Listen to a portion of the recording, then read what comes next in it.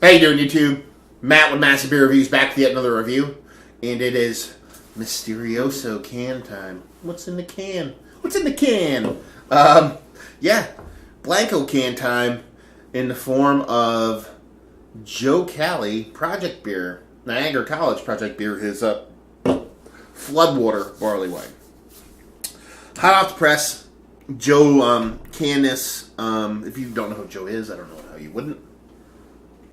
But if you watch any of my reviews, I do a lot of reviews with a fellow by the name of Joe Cowley, NEPA Beer Reviews. He goes to brewery school up in Niagara College in beautiful Canada. And he is coming to the end of his schooling. And this is his project beer at the end of the school, like a final. They have to brew a beer. And he is comfy with some barley wine, so he brewed up a barley wine. He says it's a bit different from what he typically has brewed, which I've had a bunch of. So I'm super excited to give it a whirl, review it, and tear it a new butthole. Nah, not really. I like his beers, so hopefully I dig it. So yeah. First things first, let's go over what's on the can. Nothing. Fucking love the design. Absolutely love it. Something about a nondescript. Like, I would love to, like, if I had a brewery, I'd love to have a can like this and maybe just, like, actually, I'm not going to give away anything. In case I ever do work or do something with beer. I don't want to give little tips and tricks out to you little freaking vagabonds and Von Drooks.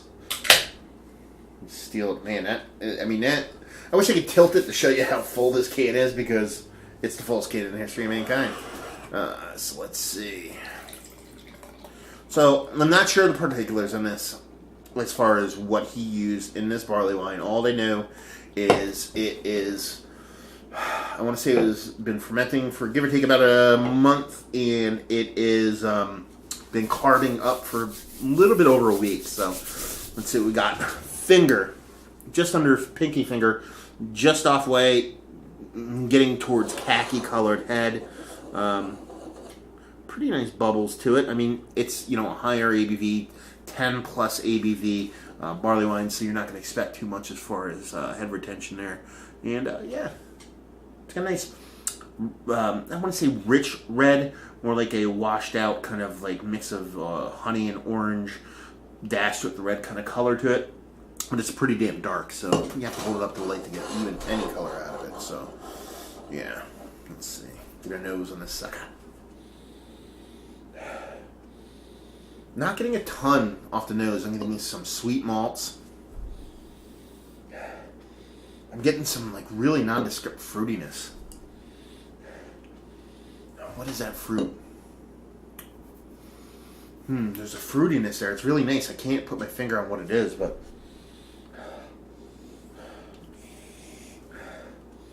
yeah, a nice fruitiness to it, almost like a not even like a fresh ripened fruit, like a candied fruit, like if you reduce down some fruit candies, and cook them down, that kind of vibe where it's like a sweet, it's like a fruit medley, like a sweet semi-tropical fruit medley, dark fruit medley of like candied sweetness, maybe a touch of yeast character, and that's pretty much it. I mean, it's not a huge nose on this. I don't know the ABV. I know it's above 10%. So she smells nice, but she does not smell like a 10% plus beer. So, yeah, so she looked cool. She smells nice. Let's see what she tastes like. Cheers.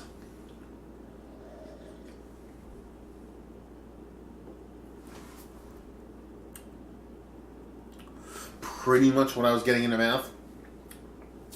Getting a taste. There's really not much there, flavor-wise, and I think it might just be a thing where it's barely out to shoot, so I think it's a thing where it needs a little bit of time. It's not offensive at all. There's really no flaws there. It's clean as fuck, but I'm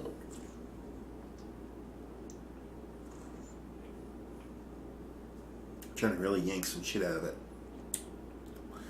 Yeah, that now it's more of like a subtle green apple to it. Very subtle green apple to it. Almost like a Belgian and like an aggressive English yeast had a baby kind of yeastiness to it. That's pretty much it. Really not much booze to it whatsoever.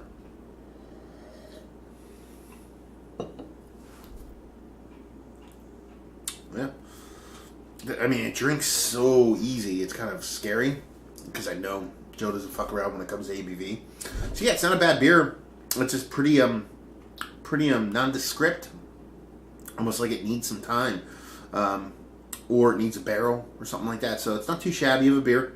It just lacks any kind of oomph and wow factor. So, I mean, it is what it is. And there you go. Let's talk about it. It's one of the better barley wines I've had as of late. No, but it's almost like it's like a. You know what this reminds me of? It reminds me of a sensory deprivation chamber. If you've ever been in one of those, they're awesome. Well, awesome in a way that it's neutral, and it's very neutral. There's nothing. There's the cleanliness of this is almost criminal in that there's not much as far as flaws go. But there's a little bit of flavor, but it should be more with the ABV. So I just wish it had a little bit more oomph to it, and I hope it ages well. I hope it becomes a bit more robust and kind of hashes itself out over time. Would I buy it again? Yeah, because it's free. And would I pick it up again? Like I said, yes, and I have another can, but I'm going to ask for at least another couple more, just to let it age. See how age treats this. But like I said, this thing almost begs to be barrel aged. It needs some kind of extra flavor to it. So, yeah, there you go. If you like what we like this, if you like friends that make beer and they're going to school for it and they do a pretty damn good job of it, then you'd like this, because that's what beer's all about, man. You know, trying good beer and being in that world to where people are trying not only good beer but trying to make good beer. And Joe does a pretty damn good job of it. So there you go, another pseudo review in the books. Hopefully you guys enjoyed the review. If you did or you didn't or somewhere in between, please leave a comment in the comment section below. Like, subscribe, all that fun stuff. If you want to check me out anywhere else on the internet, Facebook, Twitter, Instagram, Untapped, Massive Beers, all four of those places. And yeah, another review down. So hopefully you guys enjoyed the review. Hopefully enjoying some homebrew right now, and hopefully see you next time. Cheers.